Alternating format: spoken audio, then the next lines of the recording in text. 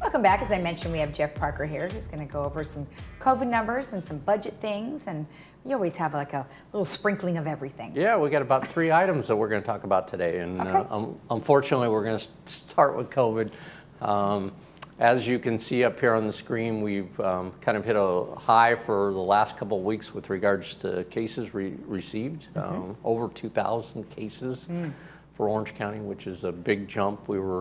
We thought we had made a big jump when we went over 1,000 cases, and we did that about 3 times last week, but then yesterday's numbers came in and now we're at 2,100, which is a big jump. The concerning part, and we've heard it probably if you've watched TV or anything, is the hospitalizations and the ICUs. They're getting now impacted with the 453 hospitalizations in the ICUs. When we get that high in number, and this is the highest numbers we've been in since February. Okay. So I looked back and looked at all the reports, and we started going down after February, and unfortunately we're back up to those high numbers. And that really impacts people who are planning on going or need to go to the hospital for some other major reason, and the impact that it could have on one. And they had a story last night about somebody that had to have a blood infusion.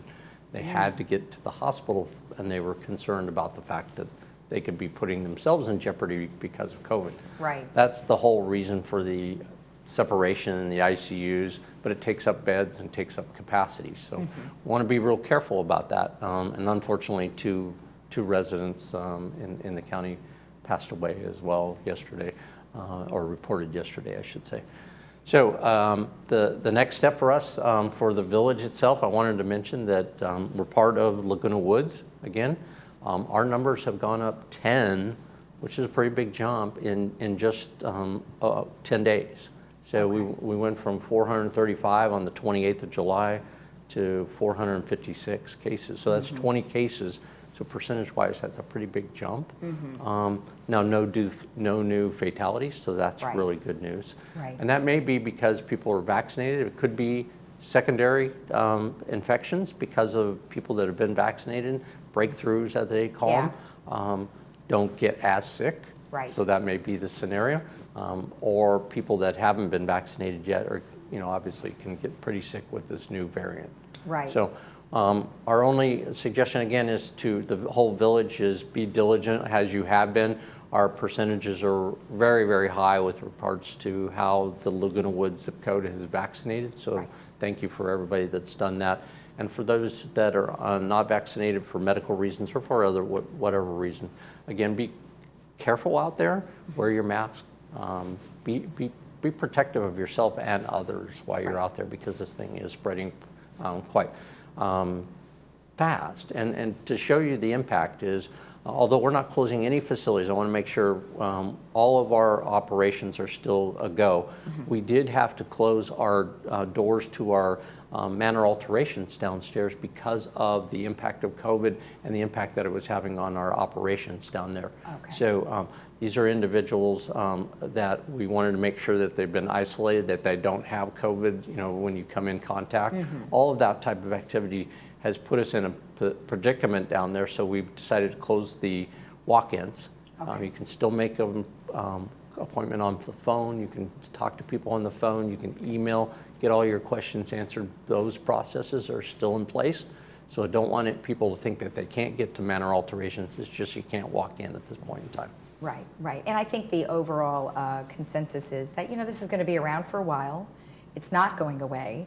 But like you said, do your due diligence, make sure that you are careful out there, whether you're vaccinated or not. There's still a slight situation where you can get COVID, but again, getting the vaccine makes it so you don't get as sick. Because if you look at the numbers like you were showing us, you've got high cases, but how many are actually, this is what I really would love to know, is how many are actually really getting severely sick, or is it just slightly sick, or even though they got tested, how sick are they getting? Because that would be really important, I think, for most people to know. And that's really probably our impetus when we look at these reports every day, is how is that impacting that hospitalization in those ICUs? Because that's really that's a telltale sign that people are getting really sick again. Exactly, exactly. So be Okay. diligent, that is for sure. All right, so now budgets. Budgets. That's going on So still. this week, yes.